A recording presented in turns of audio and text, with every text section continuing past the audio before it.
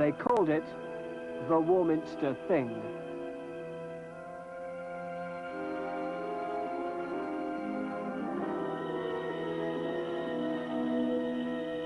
I saw this thing go over, what they call the thing, you know, and it was exactly like a railway carriage, you know, lit up. And it started up overhead there, and I saw it and watched it right out of sight, right over the hills. But I looked in that direction, there was a silver plane and a pink one, like between a pink and a red cerise colour then. Right side by side, and they were in that direction, and there was no cloud, but I don't know where it went to.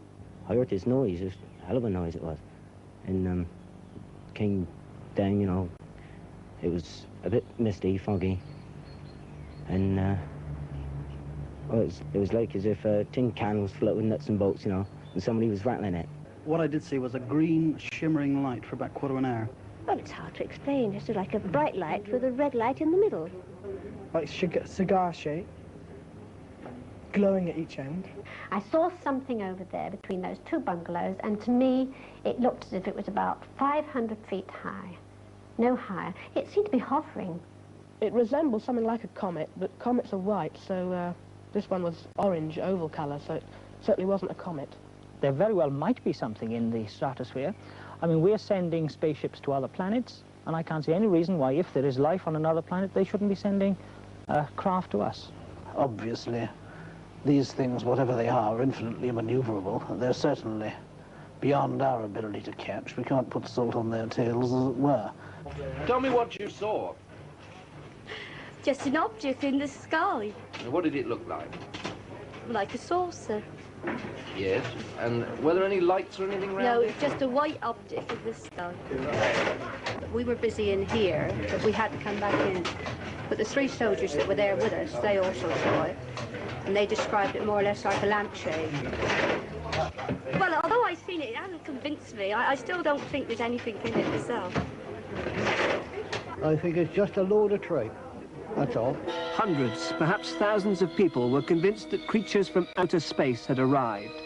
Excitement grew to fear, so much so that on August the 27th, 1965, the council chairman took the extraordinary step of calling a public meeting. The town hall was besieged, and the Warminster legend had begun.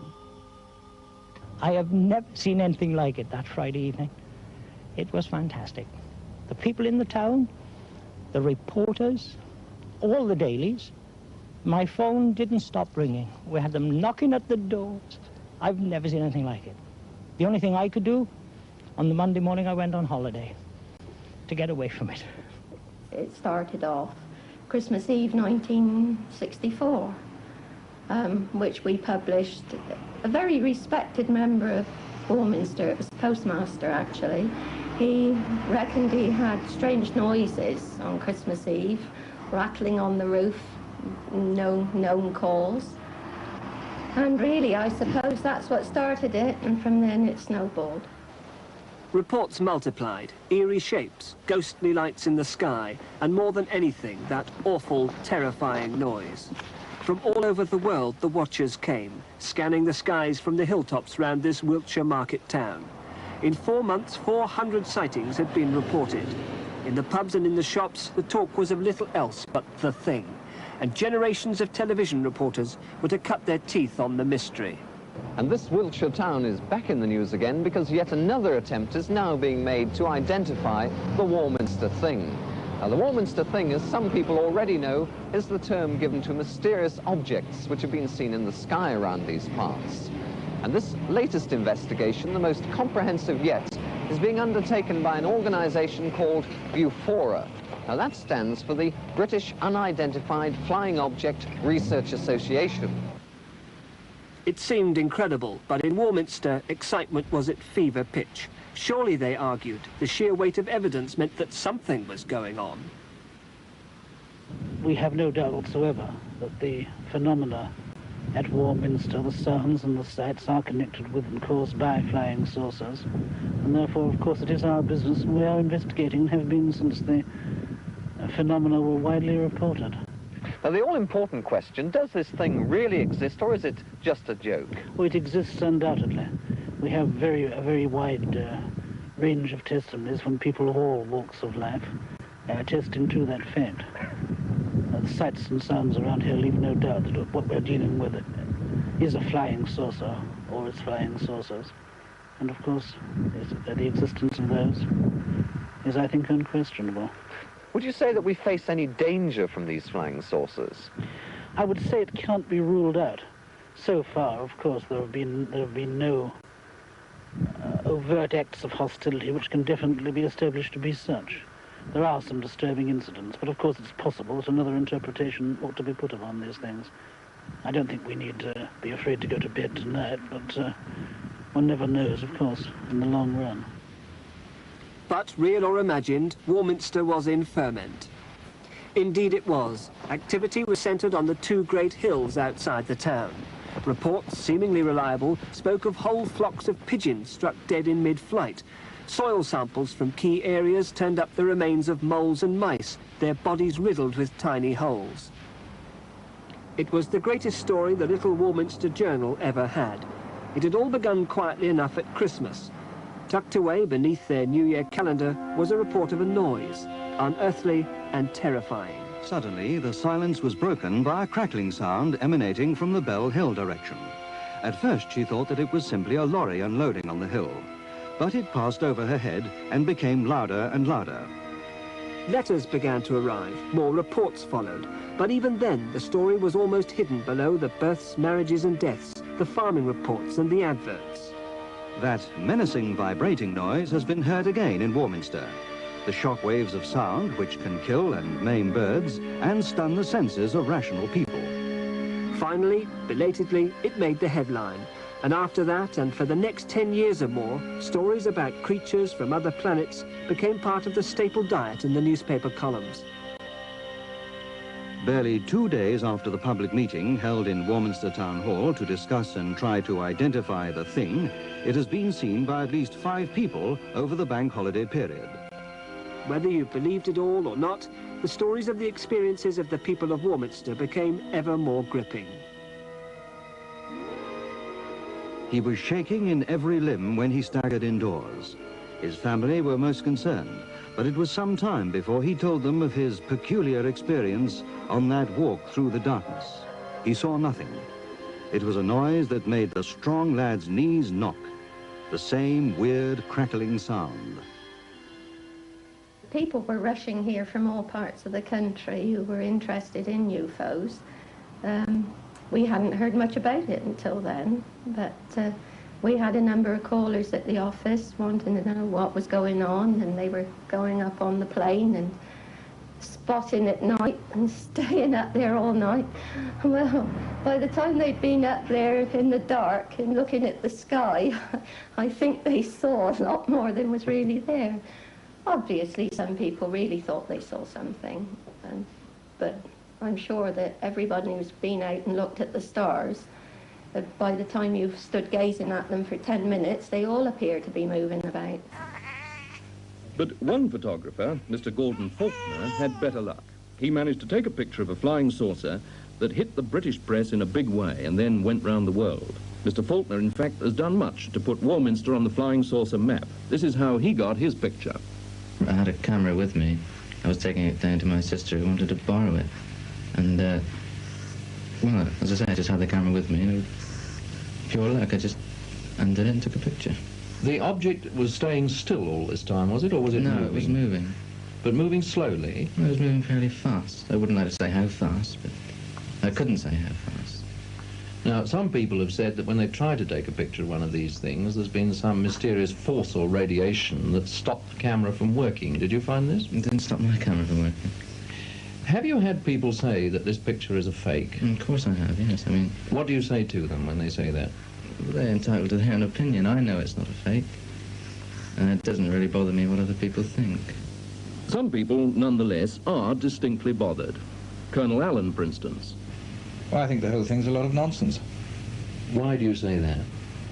Well, to begin with, there isn't a single authenticated sighting by somebody who's, shall we say, qualified to give an impartial scientific assessment of the sighting. Now, you believe, I think, that it's possible to fake photographs of these objects fairly easily. In fact, you've done it yourself. Yes. How have you done this? Yes.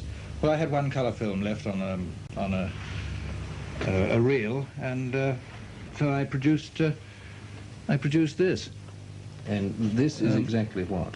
Well, the flying object was actually drawn on a piece of paper and cut out in outline, and then photographed against a blue bath towel on the ground, whilst I stood on a stepladder leaning against the wall of the house.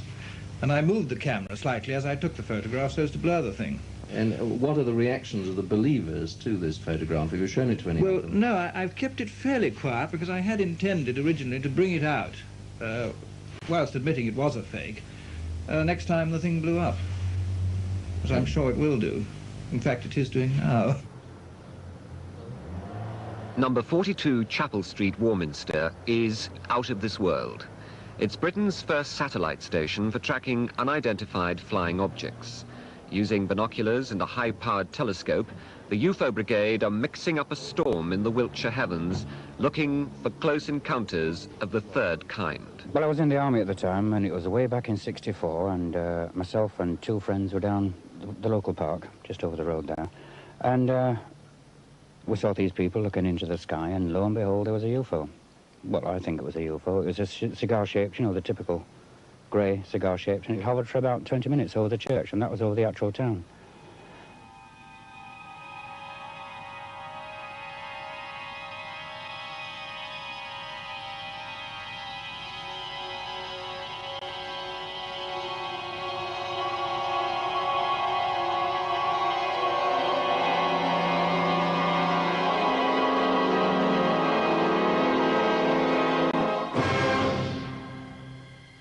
It's from this vantage point on Cradle Hill, high over Warminster, that the British UFO Society are hitching their wagon to a star, as real or imaginary as you care to believe.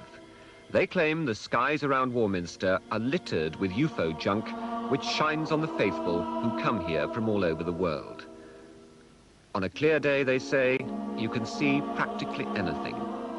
Strange lights of brilliant colour have been reported streaking across the sky, sometimes hovering for several minutes before disappearing into the hillside.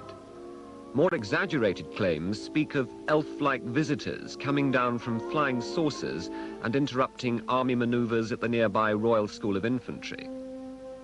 But seeing is believing, say the UFO Society, and it's true that more and more people, disillusioned with life on Earth, want to believe in a force outside their understanding. For this reason, the UFO people are offering star weekends with bed and breakfast tossed in between the odd galactic happening. But the town of Warminster, which is preparing for its summer tourist season, thinks UFOs are strictly non-new. Overtures to the local Chamber of Commerce for more hotel accommodation went down with as much conviction as finding a black hole on Salisbury Plain. But undeterred, the UFO Society are fighting on.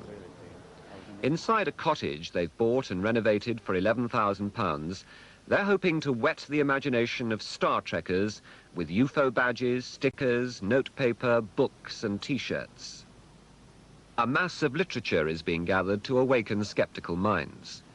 Photographs of actual sightings are on display, although few of them have been authenticated.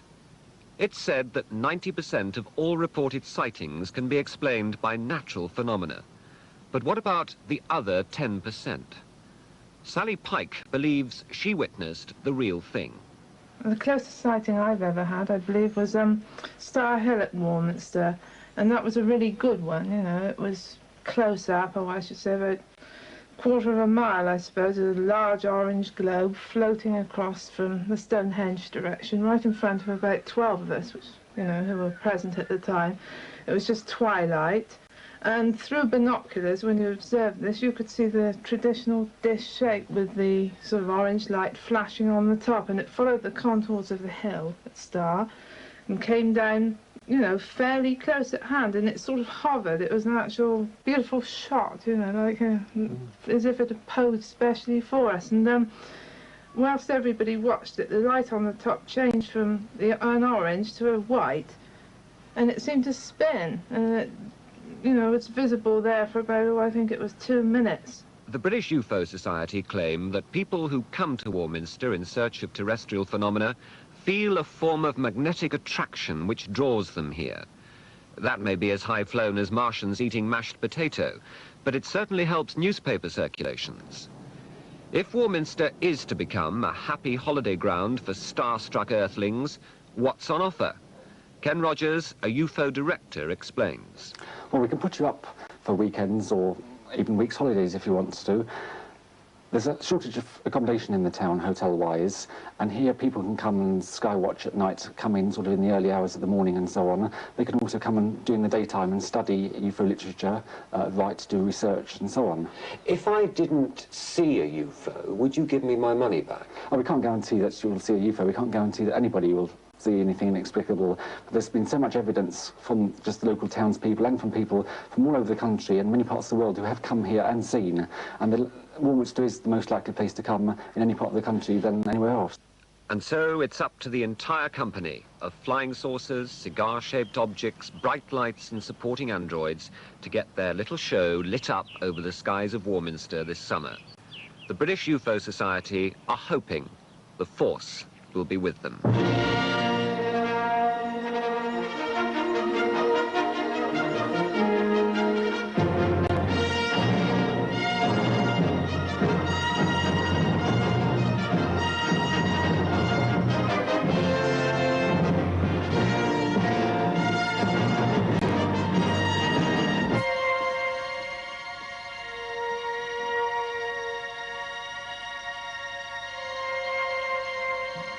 It's the interplanetary traffic which singles out Warminster. For 2 decades, it's been haunted by the Thing, or things buzzing local airspace.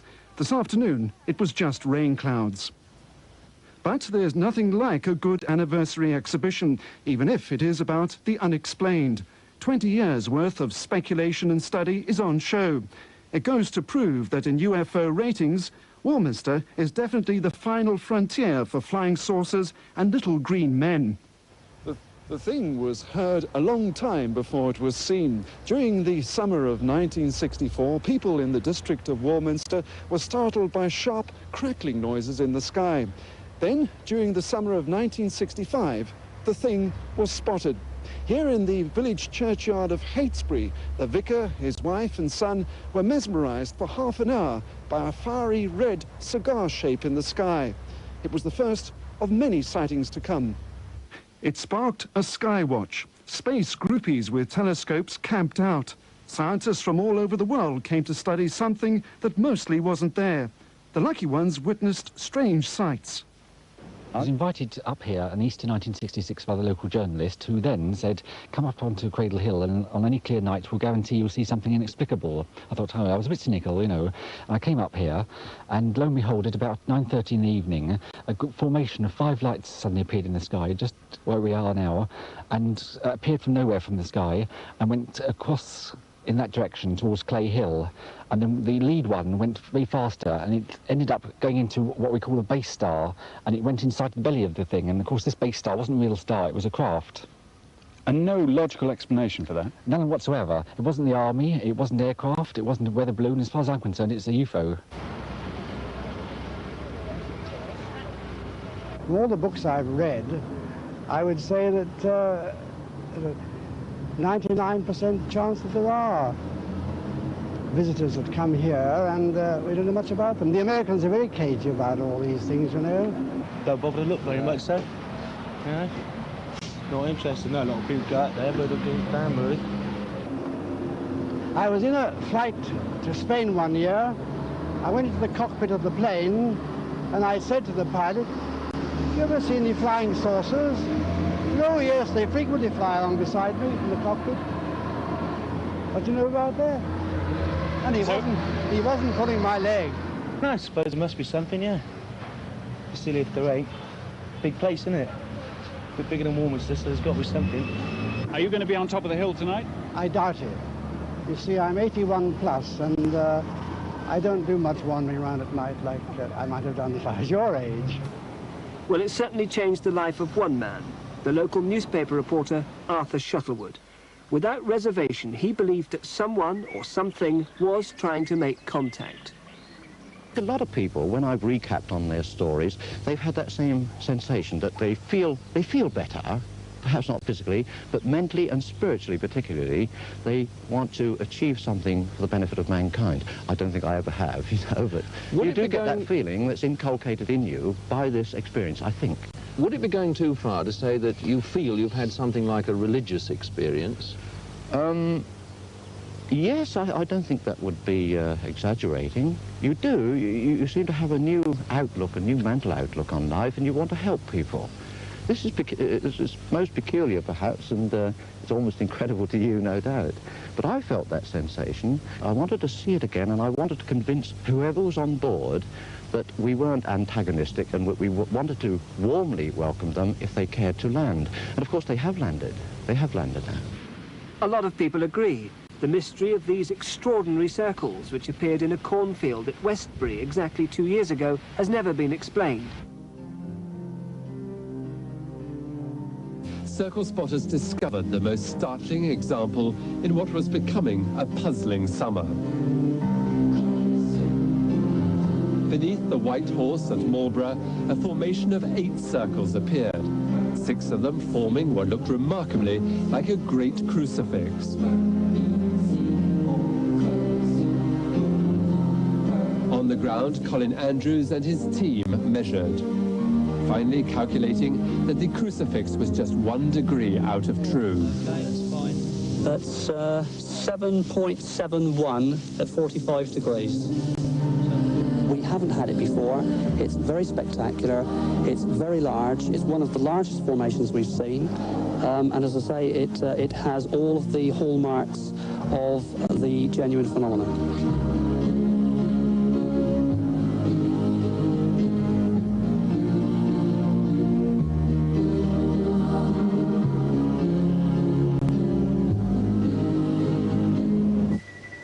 I think we are looking at a new form of energy.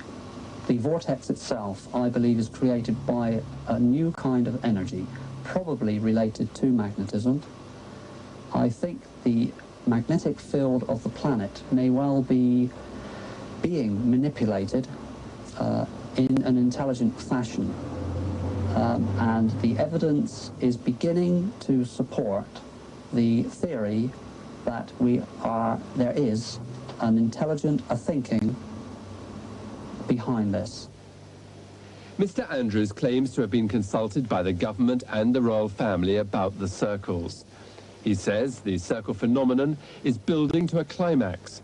Now he wants government money to fund further investigation.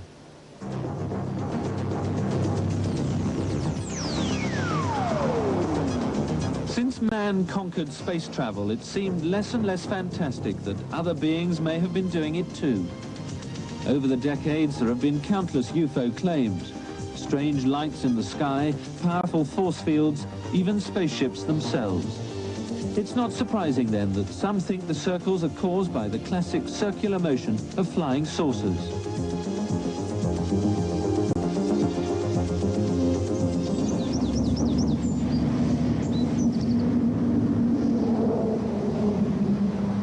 The aliens may have materialized in sleek craft at the speed of light, but it was in his three-wheeler that ufologist Ken Rogers came to Wiltshire last week on his favourite holiday. A few days UFO spotting in the Wessex Triangle. He's been convinced since he was 16 that intelligent beings from another world started human life on Earth, and they now return to monitor our progress. He's president of a UFO group called the Unexplained Society. But he has an explanation for the circles, that they're the marks left by alien spaceships. What you'd first see is a strange glow up in the sky. It would then come down, you may hear a strange sort of buzzing sound or high-pitched whine. Then it would hover and then gradually sort of, if you can imagine it, materialise into a saucer-shaped object, and then gradually come down, hover, then probes would come out of the sides and probe into the crop. Very few UFO sightings have actually shown a convincing link with the circles, but a Wiltshire couple reports seeing lights and feeling a strange force field when they walked into a circle near Silbury Hill. Basically, we had a very powerful experience whereby we found the place where this UFO or spaceship landed, and there was a strong energy there, which we could definitely feel. And when I was looking at Hannah, the whole sky went pitch black, which was, before that, a fiery sunset, and she became shining white light. I also saw the horizon, which was the beautiful sunset, turn pitch black, and Richard embodied in silver light. Also, I had a lot of heat going through my body and through my arms, and it was just an incredible experience. The skeptics say even if UFOs do exist, why would they leave such obvious marks in the Wiltshire corn? There's two schools of thought here. Either they have left the calling cards, letting us know that they've been here, that they are watching us. Secondly, they probably are landing in other areas as well, and it's only we actually see them when they land in the fully grown crop fields. Even the UFO believers are divided. Some groups say there isn't any real evidence to link them with the circles. Many of the circles have been found on or near Salisbury Plain, the site of one of the Army's busiest training areas. The Ministry of Defence admits to having damaged crops with vehicles and even helicopter rotor blades in the past. But they point out when they leave their mark, it's not in neat circles.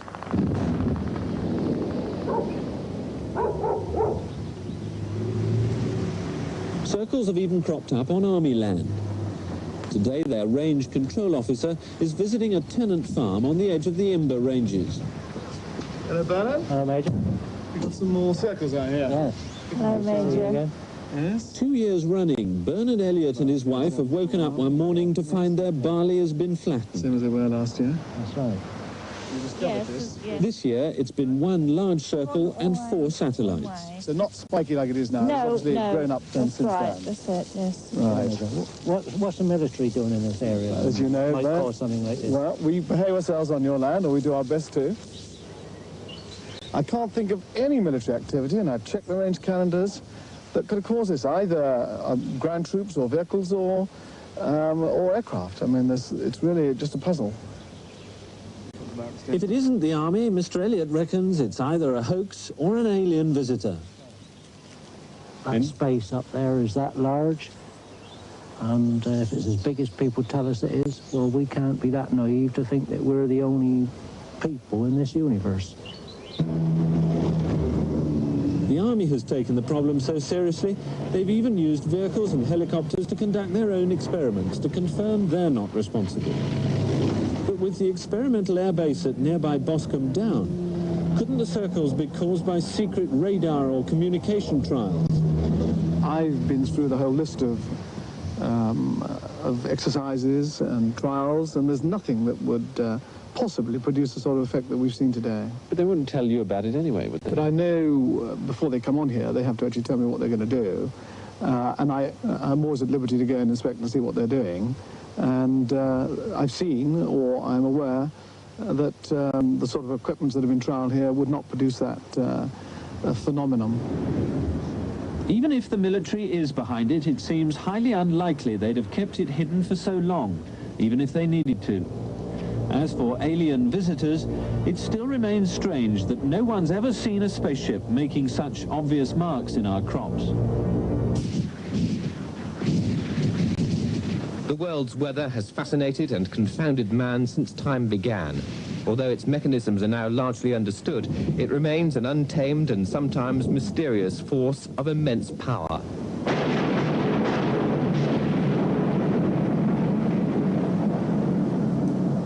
Great wind movements like hurricanes can now be observed by satellite and their course predicted. But now there's talk of something new in the skies, an invisible atmospheric force which leaves not destruction in its wake, but beautifully formed circles. It's the theory of Dr. Terence Meaden, an independent meteorologist who's prepared to battle with the scientific establishment to get his radical new ideas accepted. He's the director of the Tornado and Storm Research Organisation based at Bradford-on-Avon in Wiltshire. He's been an advisor to the CEGB on the effects of tornadoes on nuclear installations. And he's convinced that it's a cousin of the tornado which is descending over southern England and causing the circles. But unlike this tornado, the mass of wind is stationary and electrically charged. Dr. Meaden maintains that the circles are created by a spinning ball of air sparking with electricity. It descends, pushing the corn down and leaving a spiralling pattern in its wake. Then it recedes or simply disappears into nothing. If he's right, he's discovered a new meteorological phenomenon which challenges preconceptions about the world around us. I see a way in which it's possible that vortices can be formed in the atmosphere by natural means. You can call that weather if you like. It is something natural in the atmosphere, I do believe. Dr. Meaden accounts for the number of circles in the West Country by the fact that we're looking harder for them. He also believes that the lie of the land creates favourable conditions for the vortices to be formed in the atmosphere. And he's worked out what it may be like to witness a circle forming. There would have been a tremendous rush of air at the stage, spiralling around, out from a centre there, and accompanied, I believe, with a humming noise, and if it happened by night, possibly accompanied by a light as well. But then we cannot tell whether this formed by day or by night. Pretty terrifying, actually, if you happened to be around at the time. What would have happened if you... Probably enough to knock you over. Dr. Meaden says it's a complex electrical effect from that wind which creates the smaller satellite rings. His theory is closely argued and has won the cautious backing of a few scientists, although most weather experts remain sceptical. Dr. Meaden says his research will be completed in 2 years. At the moment, it's the only scientific theory available.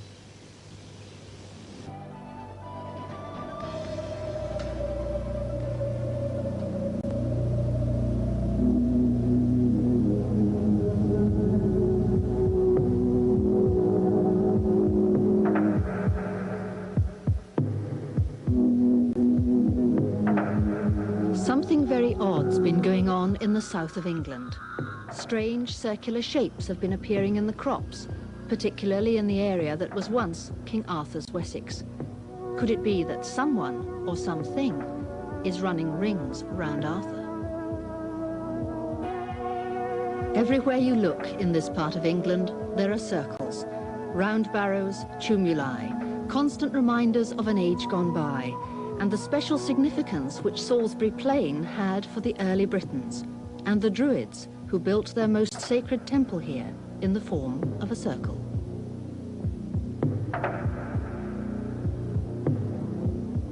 Crop circles have been found as far afield as Brazil and Japan, but here in the south of England they're being recorded at a rate of about 100 every year.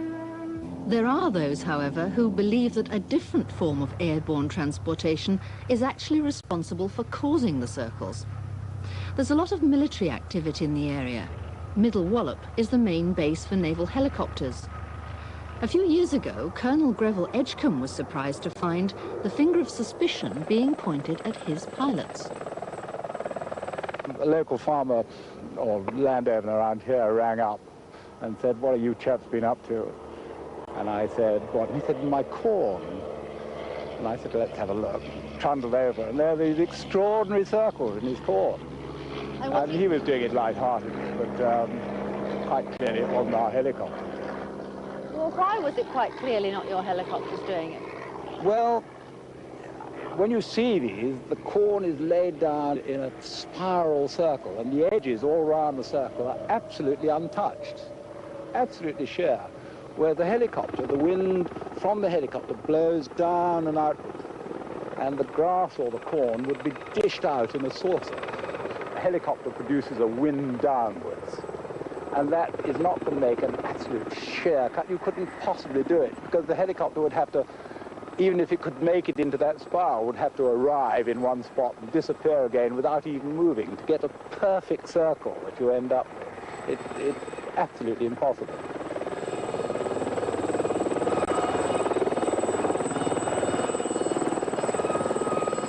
So, it's unlikely that it's caused by the downdraft of a helicopter. We have a good eyewitness account from Melvin Bell, who lives in Wiltshire, and who, when riding on horseback one evening, saw such a circle being formed. This was near Bratton, and he said that the spiral circle was laid out as he watched it, and that in addition he could see dust and debris spiraling upwards around the edges. All there was really was like a whirlwind, very much same as you would get in a shopping precinct, where rubbish just goes in a circle and comes out from the ground. And they just left a circle in the ground, and really that's all there was. This is what I've been using to explain some of the more unusual properties of the crop circles. In fact, what this is representing is nothing more than the foot of a fairly conventional whirlwind, but many whirlwinds have been known to have, in addition, an external sheath. And if an external sheath of this sort also comes down to ground level, then one will get simply an annular ring cut out into the crop. And is it possible that the outer circle would turn in a different way, would spin in a different way from the inner vortex? That is a necessary consequence, really, of the conservation of angular momentum, that the two are turning in opposite senses. Of course, not all crop circles have an outer ring. Others, like the ones Colin Andrews showed me, have two. I mean, as far as this formation is concerned, it's only the second time throughout the world this has ever been seen. Well, that's with the two rings. That's right, with the two rings. But one of the things that surprises me is that this is going a different way from that band and from the band there. One's going clockwise, one's going anti-clockwise. That's absolutely consistent with everything we see. These structures are a balanced entity. The other thing is, I mean, you've got the crop is standing perfectly around the edge of it, isn't it? I mean, is that fairly common as well? Yes, it is. It's bolt upright. There is no lateral movement whatsoever. It gives very much the impression that something either from underneath or from above has pushed itself into the crop without any lateral movement whatsoever. Are there any other phenomena? There are a number of fringe phenomena events which we feel it is worthy of our time. One such event occurred on, I think, 10 days ago, just over the brow of this hill here to the southeast at Kilmerston, a village called Kilmerston. A lady there rushed out into her back garden after hearing an extremely loud bang to find that a galvanised water trough, cattle trough, containing about 80 gallons of water and weighing approximately half a tonne, connected to an underground water pipe, had propelled itself through the air for no apparent reason without touching the ground once. The water, I should add, had disappeared. What explanation have you got for that? Frankly, I have not got an explanation. We are looking here at a relatively new phenomenon, a very important phenomenon. This is happening throughout the world and cries out for understanding.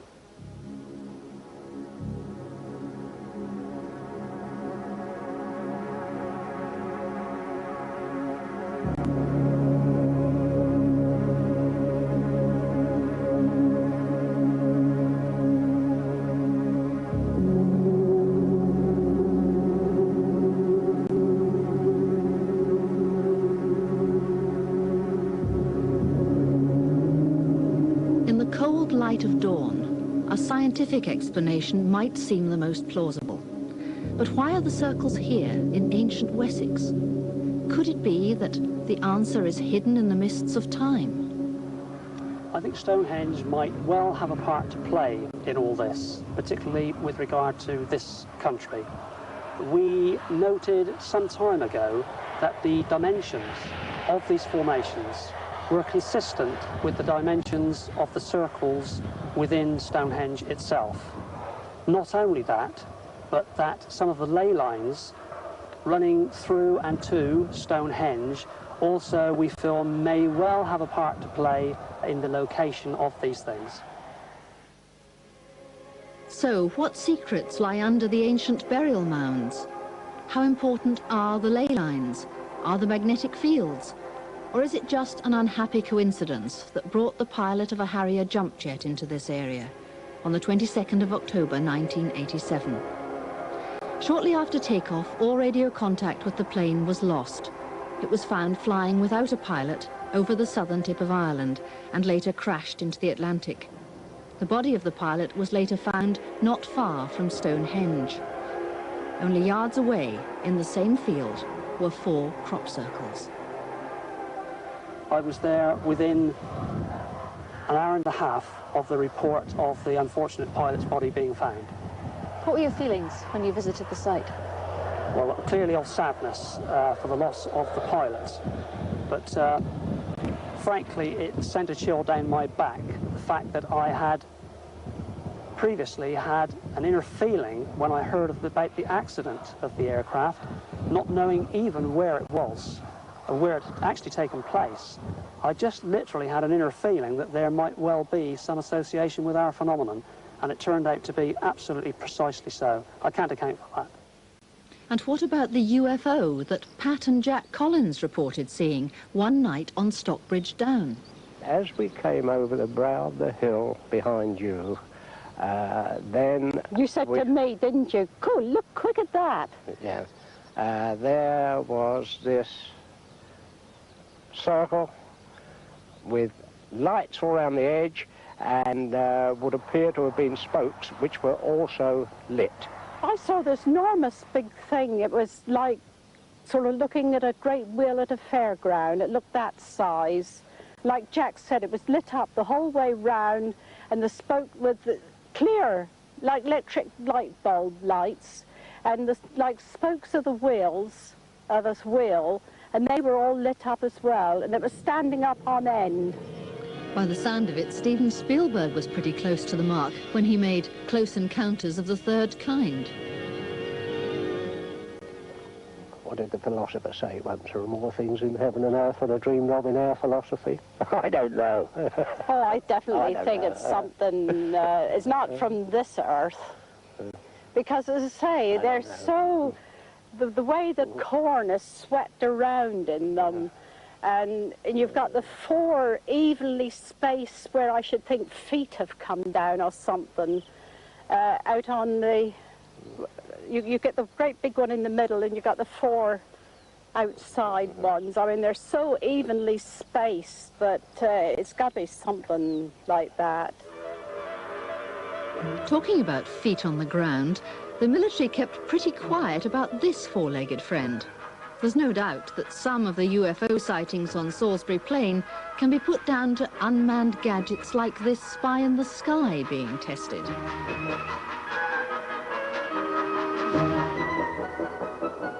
Astronomer and country parson, the Reverend Inge, had until recently a parish near Salisbury Plain. Mr. Inge told us how he deals with people who believe these things come from outer space.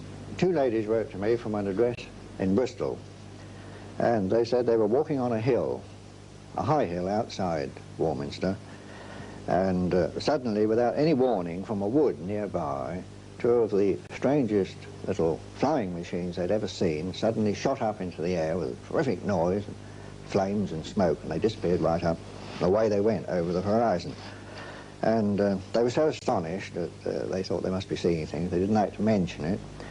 And they did take the trouble to sit down and write about this.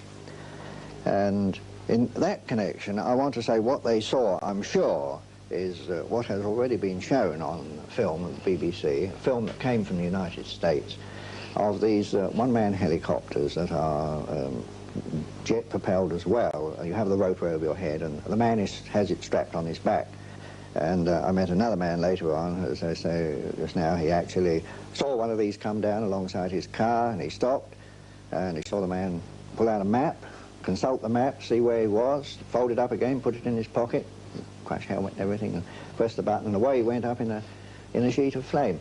Now that would frighten the life out of anybody if they didn't know what it was, and the stories about men coming from outer space would be almost justified in that case if you didn't know what it was. So there is nothing to worry about.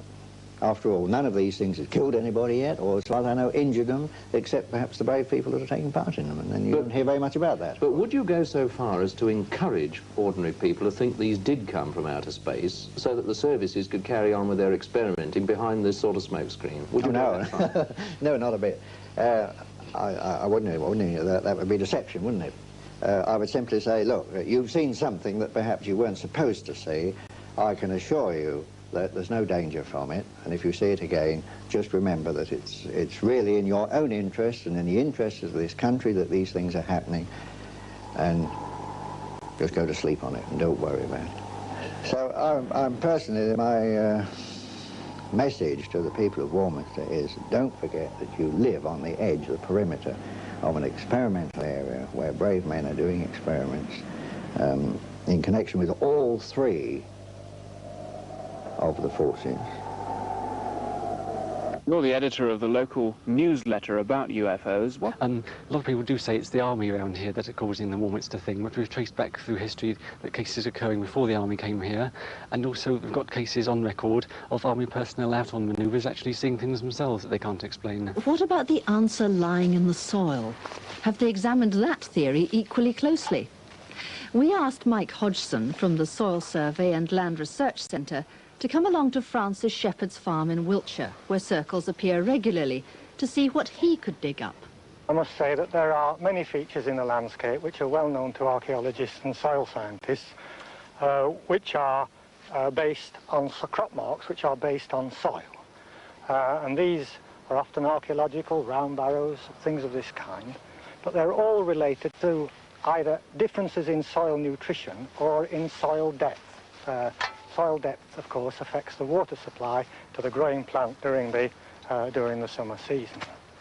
There's still a possibility of something like that here, but my instinct is that perhaps there isn't.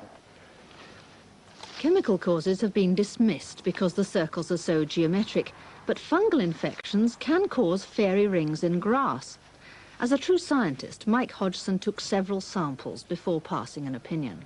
Now what I'm looking for is a bit of reaction to this acid. It's going ever so slightly.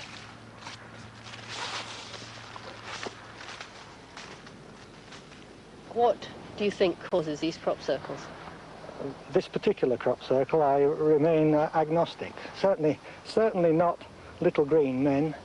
I would always, being a soilsman myself, I would always look for a terrestrial cause for this. And I'd like to stress it's very often, even if it's a fungal disease, the fungal disease could be related to soil. Francis Shepherd doesn't believe a word of it. History of this field is that my family's owned it for about 4 generations, since the late 20s. And we've had a period of about 60 years without seeing any circles at all. And then in 1983, rather a shortage of news in the newspapers. And a Daily Express reporter reported seeing a circle here early one morning from the top of the hill behind you there. And I've got a view that perhaps he might have made the circle for a story, because next day there was a 3-page article in the Daily Express, which is a heck of a lot of lines in a national newspaper about crop circles. Okay, why do you think it's a hoax? Well, because if we look into the centre over there, you'll see that that ground has been trampled down much more than on the edge, because I reckon a group of people have linked arms, walked round in a circle. The person on the edge has travelled fastest than the chap in the centre who stood on the spot. Therefore, he's stood the corn down more in the centre. You can clearly see this. Also, I reckon it was done at night time because the people didn't want to be spotted, because I'd be on their backs if they were caught. And after dark, probably a few pints of the local 6X inside them. They've lurched rather into the corn because the line is not sharp, but there's little marks where people have drunkenly swaggered out of line. We put Francis Shepherd's theory to the test. Right then, Matty, I'll go in first then. Yeah, stick to the tram lines.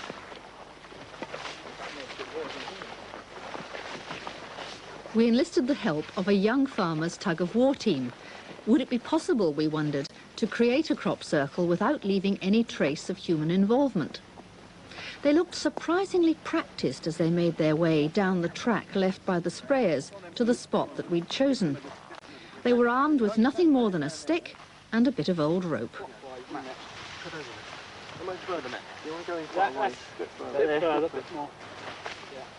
All right, let's keep this tight. Ready? Yep. Tight, Matt. Keep it tight. Go on, Andy. 400, this isn't bad. Might as well go around the road.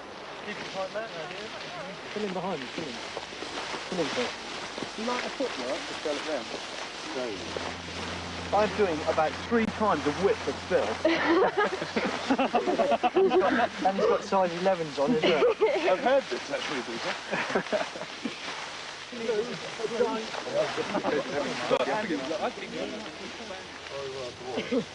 It was roughly at this point that serious doubts crept in, and all thoughts of little green men were replaced by images of large ruddy ones. Got to cover up the scorch marks. Can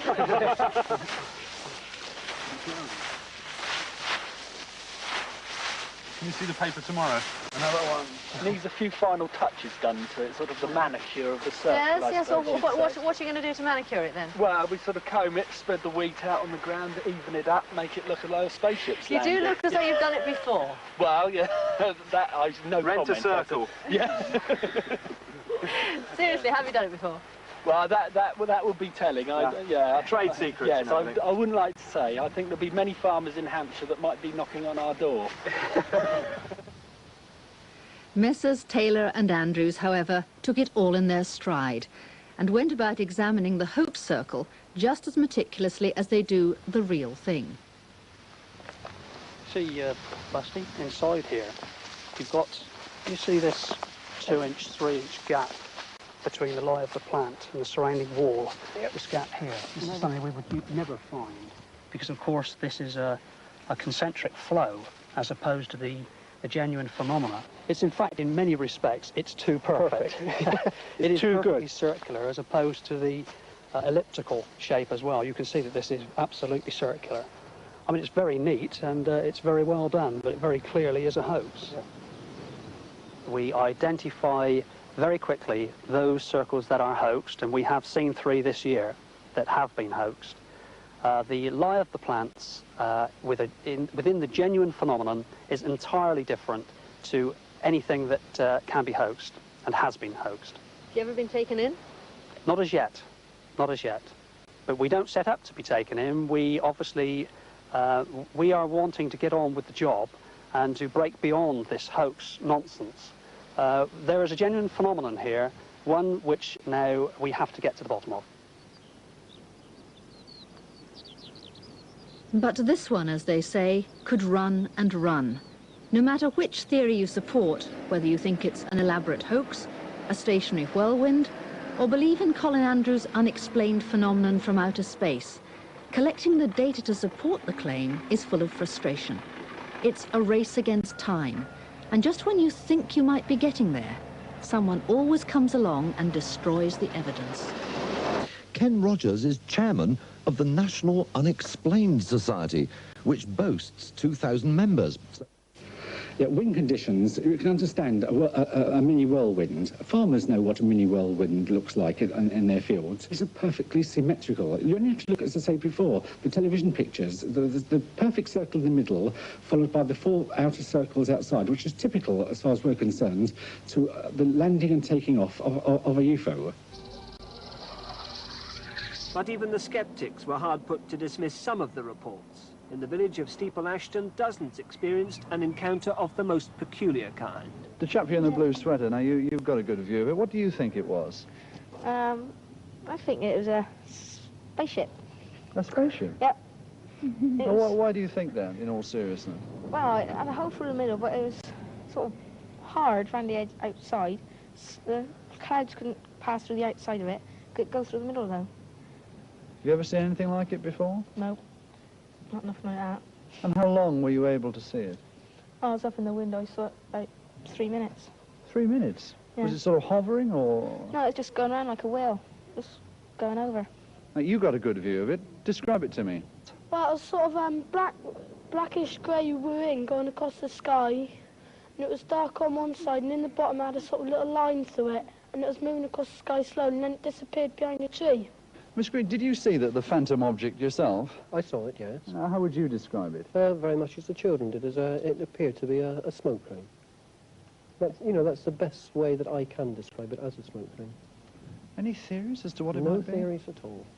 None at all. I mean, obviously people are going to speculate men from Mars or what have you. I mean, the only thing I can say really is that I'm glad there were a lot of other people saw it at the same time as I did.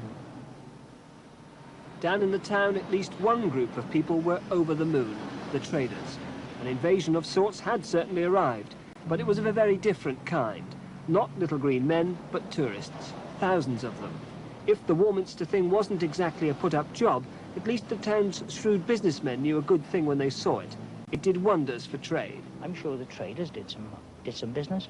I'm sure it is, because there were hundreds of people coming into the town, hundreds. Yes, this is a map showing all the 11 ley lines that run through Warminster. Indeed, UFOs were tailor-made for tourism. Because it is unique in the world for this number of ley lines crossing. This is the original photograph that a gentleman actually sent us 3 weeks ago. To see the crossing. Interest became so great, one couple even set up a UFO bed and breakfast hotel, marmalade and Martians on the menu in the mornings. The idea was an immediate success. It could only have happened in Warminster, and of course the Americans in particular loved it. Well, because there was a tremendous need in Warminster, and we'd heard from Arthur Shuttleworth about people knocking on his door at all hours of the day and night, all the year round, not just the summer, wanting to know about the hills, what he's seen, could he take them up on the hills, where can they stay the night, where the army is, and all this sort of thing. But why do you believe so strongly that there are UFOs from another planet? I've seen quite a few of them, some of them very close up. Such as? In North Wales, I've seen what I thought was a mothership about the size of a jumbo jet without wings, about as close as 300 yards, coming up a valley completely soundlessly, very large, very silvery and beautiful, and it stopped and did a complete right turn into the side of the mountain. And how close was this? This was about 300 feet above a lake and about 300 yards away, and it was midday with no clouds or anything. There's got to be other life than this tiny little planet. And we saw, when we came on holiday to Warminster, we saw one zigzagging over the top of us. It had a sort of bow wave in front of it, and that was convincing enough.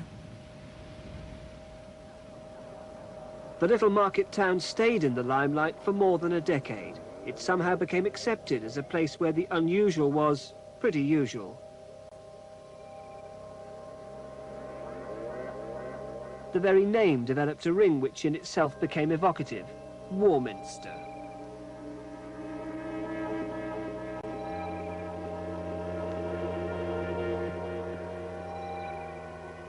But why here? It's true the town stands on the edge of Salisbury Plain, a mysterious enough place at the best of times. Shuttleworth had his own theory. Well, we've often pondered why, but it could be that it lies on the direct aerial route between Glastonbury, a place of mystery as you know, to our west, and Stonehenge to our east. On that direct aerial line is where the majority of UFOs travel. It's amazing, the number of books have been published on it. The Warminster Mystery, more UFOs over Warminster, UFOs Geese in the New Age, Warnings from Flying Friends, all just about Warminster. Most of the UFO books you pick up now in America, you look at the index pages and they've all got chapters about Warminster in. It's incredible the amount of interest outside the town that's been created by this strange UFO phenomenon. It wasn't a publicity stunt, it wasn't a hoax, you were quite genuine in what you think you saw? There have been one or two hoaxes, yes, over the years. People have sent up lighted balloons and so on, but they haven't really sort of fooled us. And you can look back in history. In the 1920s, the local head postmaster collected folklore and legends of the area, and strange stories about ghosts and poltergeists and so on, because they didn't know about UFOs then, because they're a modern technology thing. UFOs probably are the ghosts of modern technology. Well, yes, I think there is something, but what, I don't know. Do you remember the UFOs in space? Yes. Did you believe in it? Well, I think there might be something funny about this kind of thing.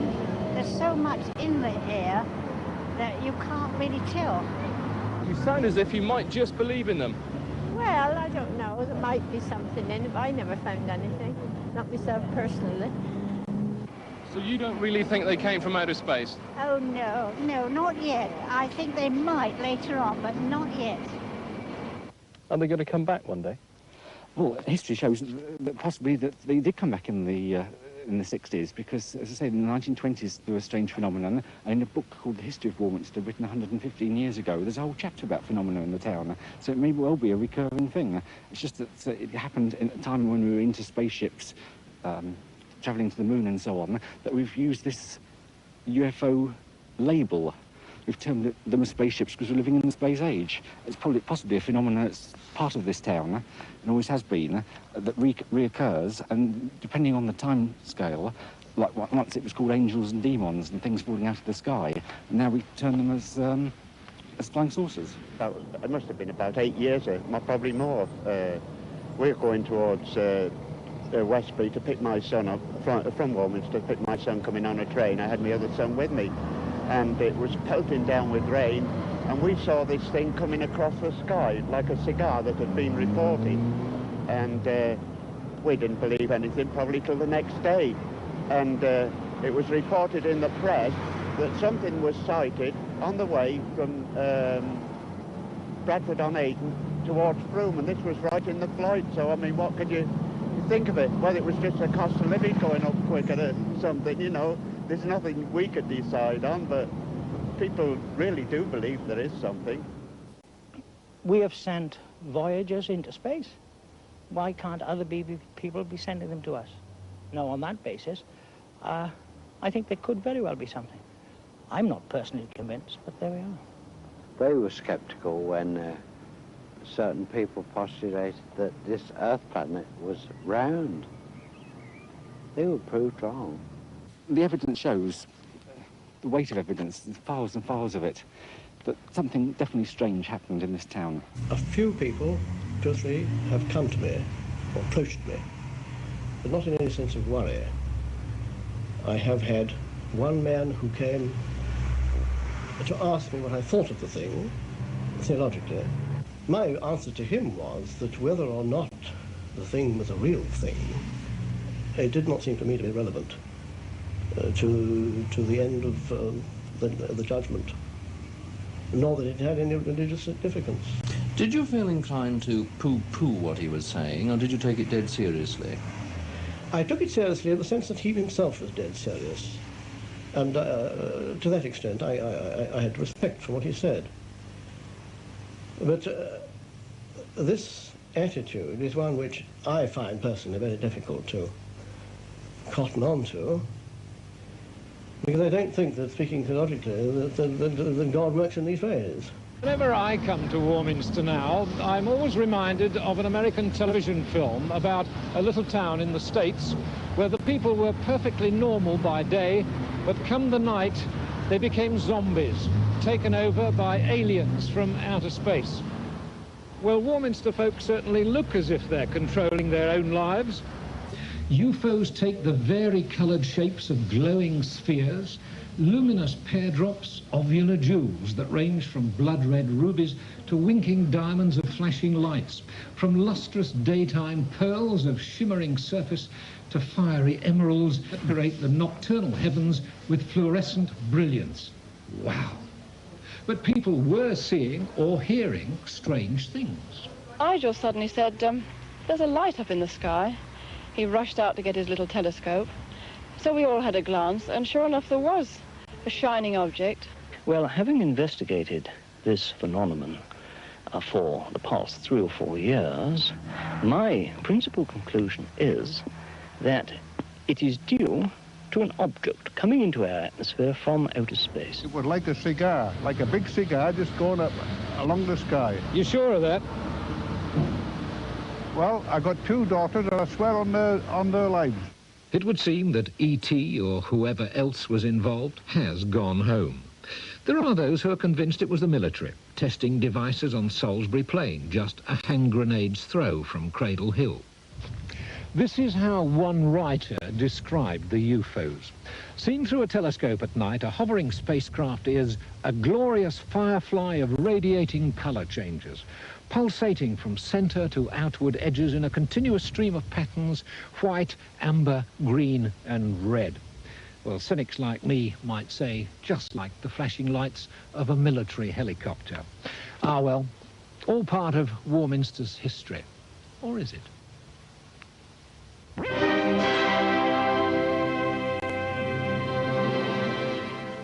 Mr. and Mrs. Payne saw the thing late one night when they were returning to Warminster on Mr. Payne's motorbike just before they were married. Well, we saw these massive sort of discs appear from a clump of trees. And I said to he was my boyfriend then, good heavens, what on earth is that? And of course the bike had broken down, you see. And he said, well, I've no idea. So we stood there looking at it, bigger and bigger, and came towards us. Which absolutely just struck dumb. We didn't know what it was. A few miles outside Warminster is the Elizabethan mansion of Longleat. Nigel Mingay, the son of Lord Weymouth's butler, describes the thing as it came his way. Well, I was out one night, and a friend who I know, who lives just across the road, he said he'd seen it. Well, I didn't believe him, but he told me to come out, so I went out with him, and we walked around for about half an hour. And then we were sort of looking around the sky the whole time, hoping to see it. But we were just on the verge of coming in when we saw it, and it went right across the horizon.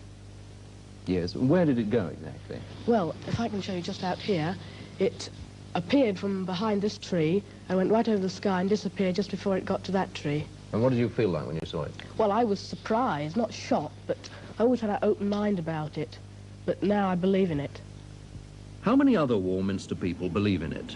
Or perhaps we ought to say, how many Warminster people are willing to confess that they believe in it? So far as we can judge, there seem to be believers, disbelievers, and don't knows in about equal proportions. And quite a number of people in each category appear to be more than a little worried about the whole business. The story ricocheted around the world, for example, after the first big sighting of the aerial cigar, which was to the south there. And that was by the vicar and his family of Heytesbury, 17 young people at Warminster, the hospital physiotherapist, Miss Long, the Horlocks, who described 2 flaming red pokers, which is rather graphic, of course, but I could see what they meant. Having seen the thing myself now, I think I can see what they meant by that description. Now, would you tell us exactly what you did see? Well, I saw, this will always be indelible on my mind, because it was 3:42 p.m. on the last Tuesday, that's September the 28th, the last Tuesday in September. And I was going upstairs. We live in rather a high-up flat over a Monumental Masons. They call us Death Row, incidentally, because we have the hospital, doctors, undertaker, and then we're the Monumental Masons next door. But apart from that macabre observation, I went upstairs and I was completing a story for a magazine which is coming out in April on a woman lion tamer who can also tame all sorts of jungle cats in the same cage. Mary Chipperfield, you've probably heard of her. And I went up for my notes, but my attention was arrested by this huge cigar shape in the sky. Now, had I normally been walking underneath that, I'm sure it would have assumed the proportions of nothing but a dense white cloud. But from the angle of vision that I had from the top of our house, I could see a peculiar hump, a yellow or an amber burnished protrusion from the top. And I'd never seen anything like this in all my life. And it was 9 months after this thing started. And I honestly don't think I'd been conditioned to all that extent. Although I've lived in the centre or the vortex of this mystery, let's face it, it is a mystery. But I wasn't convinced, even in spite of the high calibre of witnesses, I wasn't convinced that this thing existed. But I saw this with my own eyes. I dashed straight away for a camera. I got the camera lined up, and the setting was about 8. It was a beautiful, clear afternoon. Out of the window, this thing came along over Colloway Clump, which is over there, northwest to southeast, gliding along, a gentle giant in the sky. I trained my camera on it, and I felt the camera jumping about in my hands. That was the first unusual aspect. It didn't frighten me, but I felt like sharp prickling needles down that side of the hand, the wrist, that side of the face, and my eye watered for 2 months afterwards on that side. That was the exposed side to this thing. Now that proved to me that whatever was on board, or whoever was on board, could see me, could see this apparatus of mine. it threw out some concentrated force field. I'm quite serious about this, which deliberately, with the deliberate intent of gumming up the camera. And of course they succeeded, because nothing developed from 25 feet of film except an 8 feet portion burnt right through. That's all I had on my camera. If they're trying to make a major impact, Yes. one would think they wanted all possible publicity. Why should they want then to gum up the camera? Well, I think the reason that struck me at the time, my wristwatch incidentally stopped. I didn't notice that until afterwards. I don't think that they're so worried perhaps about photography, but if they're thousands of years advanced, over us, and they've learned perhaps thousands of years ago to outlaw war, and you notice that the heaviest sightings of these people on this earth are just preceding a world war or some nuclear experimentation, some danger threshold, shall we say. If that's the case, and they saw the camera there, what's to prevent them, being at no more than half a mile up at that time, I'm sure, thinking automatically, here's one of those crazy Earthmen and he's got a gun on us. I think that it's a fear that they have that I might have opened up on them, you know, with a machine gun. For all they knew, I think that that's why they gummed up. There's no shortage of people who've seen peculiar sights and heard peculiar sounds. Mrs. Head's got the most vivid recollections. I was woke up really out of me what sleep I had by this noise. First of all, it was like hail. And then it got nearer onto the roof, and it was like a lot of cats scratching, or like an aerial scratching about, you know, up there. And then I thought to myself, well, what on earth is that? I lay in bed for quite a while, and I got quite hot. I got panicky, you know. So I did venture, and I paid a bed. And I looked out of the window, and there wasn't a drop of rain. It was all dry. Everything was as dry as a bone.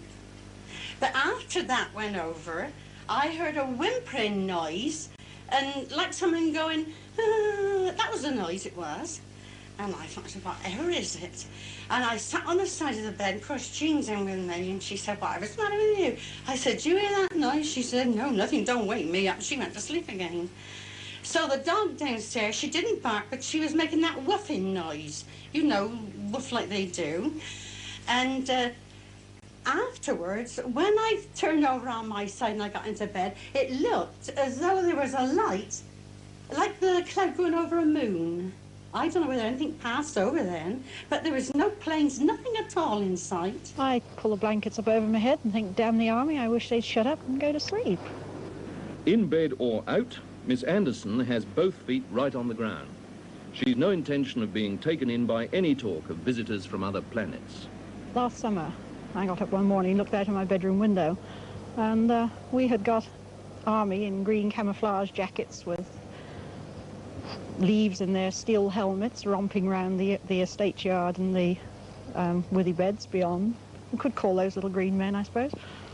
Now, what do you think about this general mystique that's developed about these objects around here? I think it's a pity that so many people are ready to make categorical statements about a thing that nobody has bothered to investigate. As far as I have been able to discover, there has been no coordinated observation, no scientific inquiry as to what's happening. Various individuals have seen various things and have immediately drawn their own conclusions. Well, if there's anything going on in brackets kind of thing, I'd like to know what it is. If there's any nice little men about, spares, sort of from Venus, Mars, anywhere, have them come here by all means. I mean, we'd like to know them.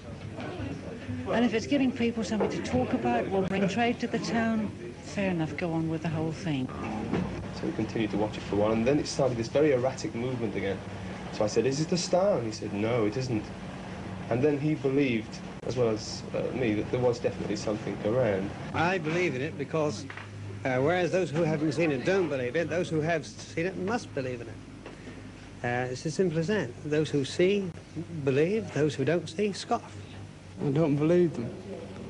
Just don't believe in it at all. I think there's something that's it's not proved. I just don't believe they exist until they are actually proven as a thing, you know. I mean, they can show photos, but I think there's something to explain it all. But this is the fact. I have seen it. Oh, I have seen it too. As a matter of fact, we come here with a plane one night. We were travelling rather fast. They just overtaken some. My wife said, "Stop, stop." Well, it appeared to be round to me. But my husband was driving rather fast and he wouldn't stop to have a look at it. And then when we got home, she explained to me this is the thing she had seen herself before and she wanted me to stop and see it. But I myself have only seen the movement of it from terrific distance, terrific speed. That's all I can tell you. And I firmly believe in it. It doesn't bother me. I'm a Christian. I don't care about it at all. Have you seen anything else since? Yes, I have seen it once, I think a few months later, as I was looking out of one of my back windows. It was above the trees, and then it was swaying. Did it look the same? Yes, it did. It had the red light as well as the previous one. What sort of shape did it have? Well, it looked round. You know, I can describe it. You can't really describe it. Just between those two bungalows, over there, I saw this thing, and it was very bright white, but it was sort of dome-shaped, you know, like a saucer. Mrs. Atwill, a pilot's wife, had a most moving experience, after which she'll never feel quite the same again. The noise woke me. Tell me about the droning noise. They were like sound waves. Never heard anything like it before. Never. Loud? Oh, terribly loud. That's why I can't understand why my neighbours didn't hear it. Because I'm not a light sleep. I sleep soundly. And none of your neighbours heard this? No. Even my little boy was fast asleep. I went in to see him. I was too frightened, really, to think. I shall never forget it. It was about here in this direction. I live over that way. And it'd be about 500 feet high, I should think. Very bright and very white. And obviously metallic.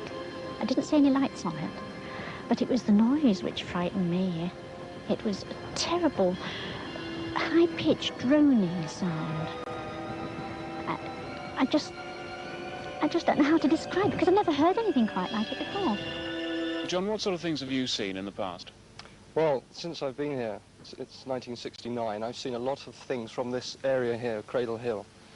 Mainly orange pulsating objects. A couple of years ago, when the spasm started, I've seen things coming over here from the north here and from the east here.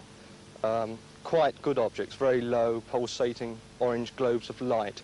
Definitely not aircraft. Apart from these objects and the white pulsators, which are quite numerous here, I have seen a landing at Star Hill, which consisted of 3 revolving lights coming down. Yes, on August the 27th, 1969, I saw 2 points of light in South Wales coming this direction. I'm not wholly convinced that they were UFOs, they were merely points of light, but they zigzagged and they did appear, from maps, they appeared to be coming towards Warminster. Other people saw rather spectacular things on this hill that night. They saw 2 objects. They sought them here. They sought them over there. They sought the things over there. They sought them everywhere around here. Some of them thought they even saw them, but others had rather different views. It's the beer around here. What? You mean it gives people hallucinations? Yeah. I saw a big ball of fire go across coming from the camp way towards Froome. They came from Boscombe down. Air ballooned with the doofers on.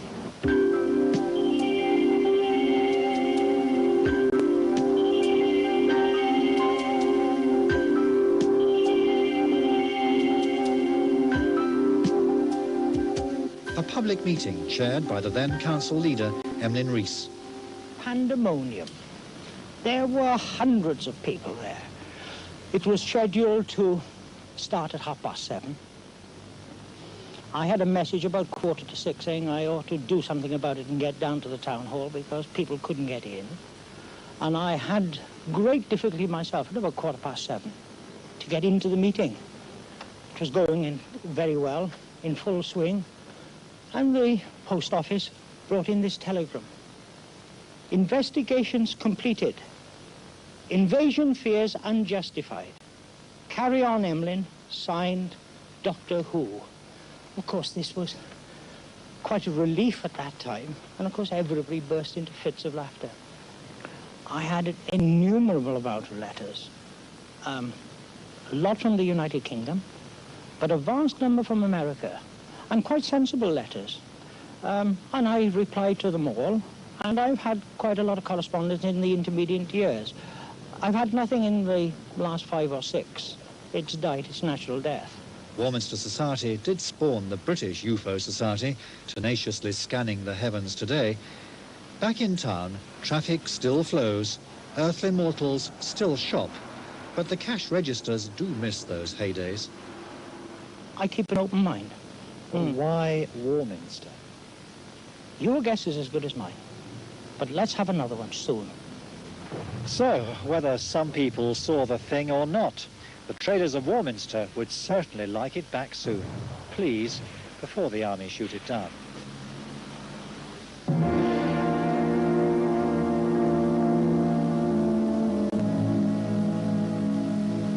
I hate to say this, it sounds a bit big-headed, but I've seen dozens of them. And I've been quite convinced in my mind, you know, that these are not just satellites, they're not just roving planes or helicopters. These do extraordinary things, maneuvers that nothing that we know can do in Earth concepts. You've seen them here behind you on the summit of Cradle Hill? Here, over the copse there, over an ancient Iron Age settlement and fort there. Beyond us here at Clay Hill. I've seen them in this vicinity for the last 6 years. All those years ago, someone else moved to Warminster, drawn by the unexplained happenings around the town. This face on the hillside in 1966 was Ken Rogers, and time hasn't altered his views. Same man, same place, 19 years later. Was it all just mass hysteria? Ken Rogers doesn't think so. He says his time wasn't wasted, and he still believes there's something about Warminster. You actually moved to Warminster because of the UFOs? Yes, I felt that at the time that there were things happening that the authorities and the scientists weren't taking seriously enough. I came down here and I interviewed lots of the local witnesses, and that convinced me, I think, more than anything. And they're really down-to-earth local people. I had nothing to gain from sort of lying or imagining these things, and they all sort of told a similar story. Strange noises on rooftops, followed by sightings of fiery cigar-shaped objects in the sky. Not just there were all sorts of people that saw these things. The local vicar and his wife, the hospital physiotherapist, the head postmaster. So what sort of things did you actually see then up here on Cradle Hill? Looking back, I remember seeing shimmering orbs of light in the sky, silver discoids. Things called amber gamblers, things that orange lights that suddenly would appear in the sky and sort of gamble along before suddenly turning off at right angles and disappearing into thin air. You were amazing. I was absolutely convinced that, and probably still am convinced, that Warminster in the 60s was invaded by either extraterrestrials or visitors from interdimensions. And the evidence alone shows that something strange was happening. Up on the hill, Arthur Shuttlewood was convinced something was happening. He gathered dozens of reports from local people, ordinary folk who, in the words of one observer, were not easily given to flights of fancy. Or were they? Shuttlewood, a former policeman, had no doubts. The figures, they're rather round-headed, very tall, between 7 and 8 feet tall. They appear to have no neck, as the joint straight down onto the shoulders. Long, gangling limbs, and you don't see any features, but you see the solid outline of the figure, the entity, if you like, and the rest, the interior part, is transparent. You're suddenly aware that they're there, and sometimes, as though they've been riveted there, but in an invisible form. Crazy. Sounds crazy. Of course it sounds crazy. But they suddenly appear, and if you shine a torch on them, you know, you're rather agitated by the sheer height of these figures. They're quite terrifying, really. You shine a torch on them, and they disappear, absolutely dematerialised. And then they come up closer to you, which is, again, frightening. I've had the back of my jacket tugged several times up here, and I've suspected practical jokers, you know, because we do get jokers, obviously, in this subject, but most people are serious about it. And you look around, nothing, nobody at all.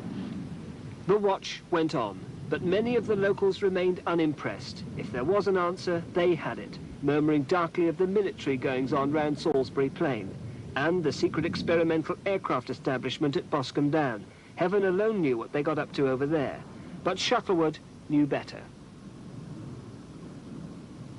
I think that originally they came from some planet. About 3 million years ago, this one cosmic surveying race, and they begat man in the image that they then were. So they come back with parental concern now to view us every now and again.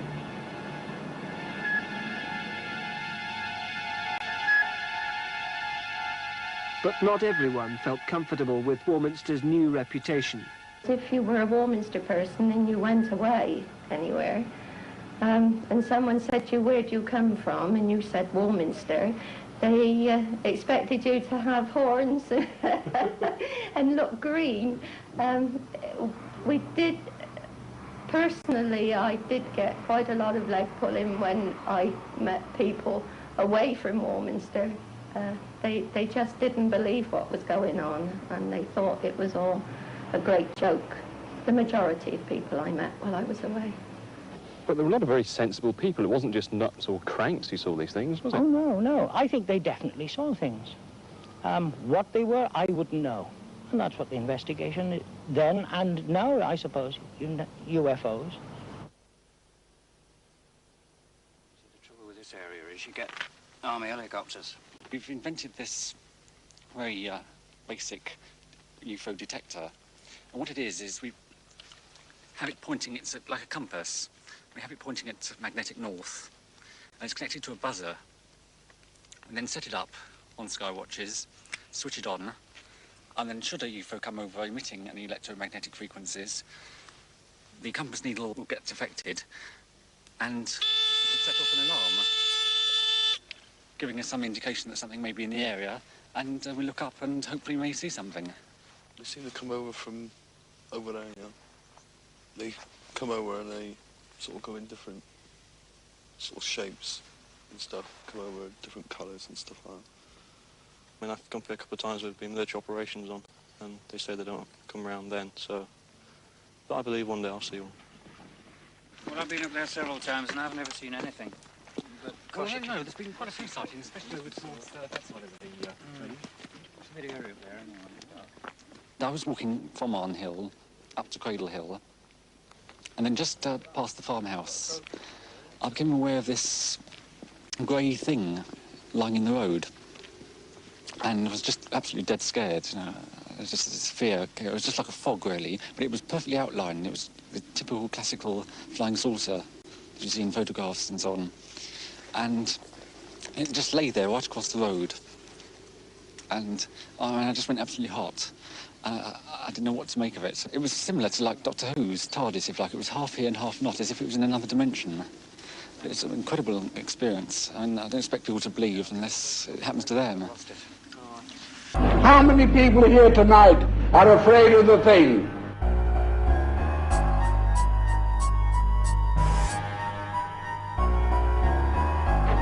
If tonight we can contribute something constructive to the explanation of these phenomena, it might be able to assure these people who have nothing to be alarmed about.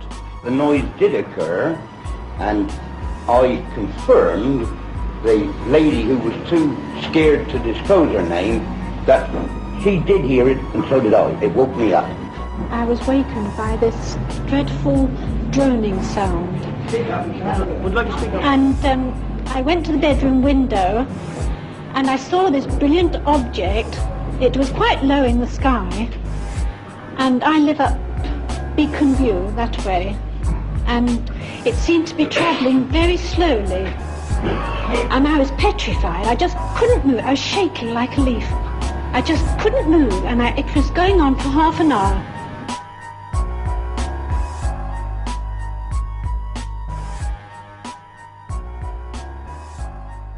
Well, the object was likened unto a cross. Constable Willie just said, here we go then, and we drove off after it, if you know what I mean. We were travelling very fast. No sound that I heard at all. There was no outside noise apart from the noise of the car itself. And the acceleration away from us was terrific. So really, we didn't get under it to hear any sound. It was definitely there. It was definitely either manned by some sort of being or remotely controlled. It was definitely being controlled to view our car